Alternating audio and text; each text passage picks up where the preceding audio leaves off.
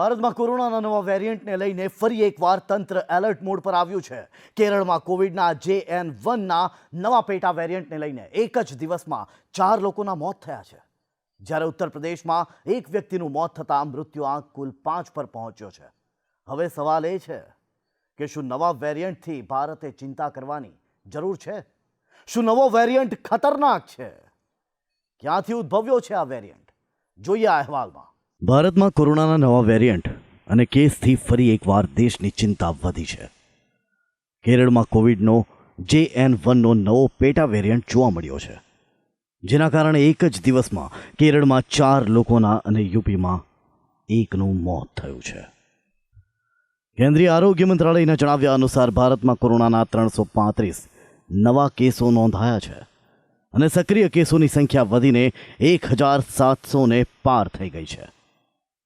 કર્ણાટક સરકારે સબ variant JN1 અંગે ચેતવણી જાહેર કરી દીધી છે અને વૃદ્ધોને ખાસ માસ્ક પહેરવા અપીલ કરી છે। તો બીજી તરફ કેરળમાં સ્વાસ્થ્ય મંત્રીએ ચિંતાની કોઈ વાત ન હોવાનું કહ્યું છે। દેશના 3 રાજ્યોમાં નવા વેરિયન્ટથી એક તરફ ચિંતાનું મોજું છે, તો બીજી તરફ ગુજરાતના પાટનગર ગાંધીનગરમાં 2 મહિલાઓમાં કોરોનાના નવા વેરિયન્ટના લક્ષણો જોવા મળતા તંત્ર અને સરકાર બંને એલર્ટ મોડ પર આવી ગયા। આ બંને મહિલાઓ થોડા દિવસો પહેલાં જ દક્ષિણ ભારતના પ્રવાસથી પરત આવી હોવાથી તેમનું ઓબ્ઝર્વેશન પણ કરાઈ રહ્યું છે। દેશમાં નવા વેરિયન્ટને લઈને કેન્દ્ર સરકાર દ્વારા ગાઈડલાઈન જાહેર કરવામાં આવી છે, તો બીજી તરફ ગુજરાતના વિવિધ શહેરોમાં પણ તંત્ર એલર્ટ મોડ પર આવ્યું છે।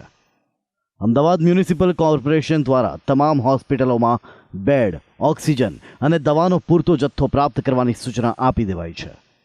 આ ઉપરાંત કોઈ પણ દર્દીને JN1 કોરોનાના નવા વેરિયન્ટના લક્ષણો જણાય તો તેનું ટેસ્ટિંગ કરવાની પણ સૂચના આપવામાં આવી છે। JN.1 નામનો એક વેરિયન્ટ કોવિડ વેરિયન્ટ હાલમાં માલુમ પડે છે, જેને ધ્યાનમાં લઈને ભારત સરકાર દ્વારા જરૂરી ગાઈડલાઈન પણ આપવામાં આવેલી છે, જે અંતર્ગત તમામ હોસ્પિટલમાં જરૂરી બેડ, ઓક્સિજન પ્લાન્ટ, આ ઉપરાંત અન્ય દવાનો જથ્થો પૂરતા પ્રમાણમાં ઉપલબ્ધ રહે તે પ્રકારની સૂચના આપવામાં આવેલી છે। જે કોઈ રેસ્પિરેટરી સિમ્ટમ્સના પેશન્ટ હોય, અન્ય કોઈ ILIના પેશન્ટ હોય, આ તમામ પેશન્ટનું મેક્સિમમ ટેસ્ટિંગ થાય તે પ્રકારની પણ કાર્યવાહી અને સૂચના આપવામાં આવેલી છે। સાથે સાથે જે કોઈ કોવિડ પોઝિટિવ પેશન્ટ આવે અને તે પેશન્ટનું જીનોમ સિક્વન્સિંગ થાય તે પ્રકારની સૂચના આપવામાં આવેલી છે અને કોર્પોરેશન દ્વારા તમામ સૂચનાનો અમલ કરવામાં આવશે। હાલમાં કોઈ આ પ્રકારના કેસીસ અમદાવાદ ખાતે નોંધાયેલ નથી। તો આ તરફ બરોડાનું આરોગ્ય તંત્ર પણ કોરોનાની પહેલી અને બીજી તેમજ ત્રીજી વેવ સહિત અનેક વેવમાં ઘણું બધું શીખ્યું હોવાનો દાવો કરે છે।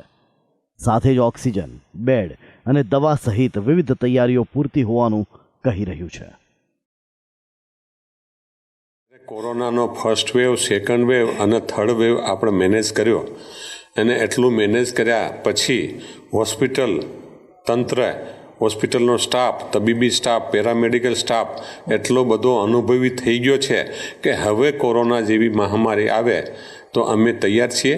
કોરોના વખતે આપણે જે સાધન સામગ્રી ઊભી કરી છે એ પણ અત્યારે અમે રેડી જ રાખેલી છે અને વારંવાર ચેક કરતા રહીએ છીએ કે ફંક્શનિંગ છે કે નહીં। એ પ્રમાણે અમારો સ્ટાફ પણ તૈયાર હોય છે। ICMRના જણાવ્યા અનુસાર આ મામલો 8 ડિસેમ્બરે કેરળના તિરુવનંતપુરમમાં પ્રકાશમાં આવ્યો હતો, જ્યારે 79 વર્ષની મહિલાનો રિપોર્ટ પોઝિટિવ આવ્યો। મહિલામાં ઇન્ફ્લુએન્ઝા જેવી બીમારીના હળવા લક્ષણો હતા, જો કે બાદમાં આ મહિલા સાજા થઈ ગયા હતા।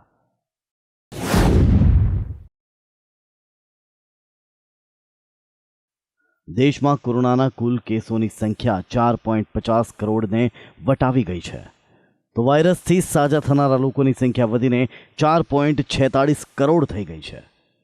સ્વાસ્થ્ય મંત્રાલયના જણાવ્યા અનુસાર દેશમાં રિકવરી રેટ 98.81% છે।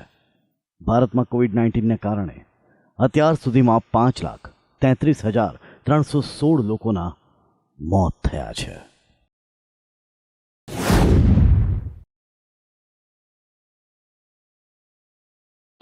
સિંગાપુરમાં છેલ્લા એક સપ્તાહમાં 56,000થી વધુ નવા કેસો નોંધાયા છે। આરોગ્ય મંત્રાલયે તમામ નાગરિકો માટે ટ્રાવેલ એડવાઇઝરી જારી કરી છે। મંત્રાલયના જણાવ્યા અનુસાર 3થી 9 ડિસેમ્બરની વચ્ચે 56,043 નવા કેસ મળ્યા હતા, જ્યારે એના એક અઠવાડિયા પહેલા કોવિડના 32,035 કેસ હતા. WHOના મત પ્રમાણે માત્ર 43 દેશ કોવિડને કારણે થયેલા મૃત્યુના આંકડા શેર કરી રહ્યા છે, જ્યારે માત્ર 20 દેશો એવા છે જે દાખલ દર્દીઓને લગતી માહિતી આપી રહ્યા છે.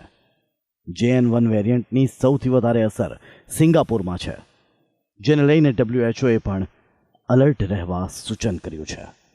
બ્યુરો રિપોર્ટ, સંદેશ ન્યૂઝ.